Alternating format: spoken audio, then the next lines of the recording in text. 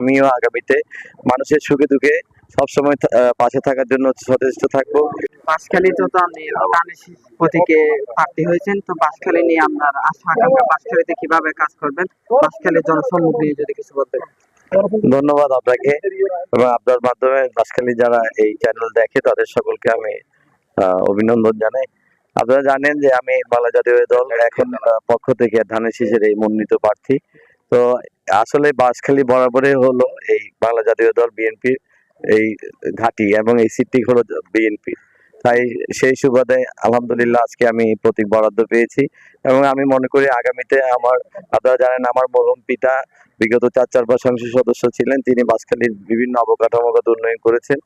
আমি ওনার ছেলে হিসেবে আজকে যে দায়িত্বটি পেয়েছি, আমিও আগামীতে মানুষের সুখে দুঃখে সবসময় পাশে থাকার জন্য সচেষ্ট থাকবো এবং যেগুলো অবকাঠামোগত উন্নয়ন রয়েছে সেগুলো আমি সম্পন্ন করার জন্য চেষ্টা করব।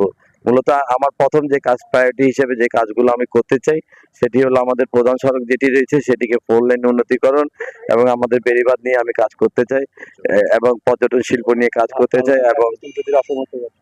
এবং আমার আব্বার যেগুলো অসমাপ্ত কাজ রয়েছে সেগুলো আমি আমার হাত দিয়ে যাতে সম্পূর্ণ করতে চাই আগামীতে। বাঁশখালীতে আমরা অনেক এমপি দেখছি নিরাপত্তাহীনতায় আপত্তিকর ঘটনা ঘটছে, এরকম কি আপনার সাথে কোনো ঘটনা ঘটছে? না, এরকম কোনো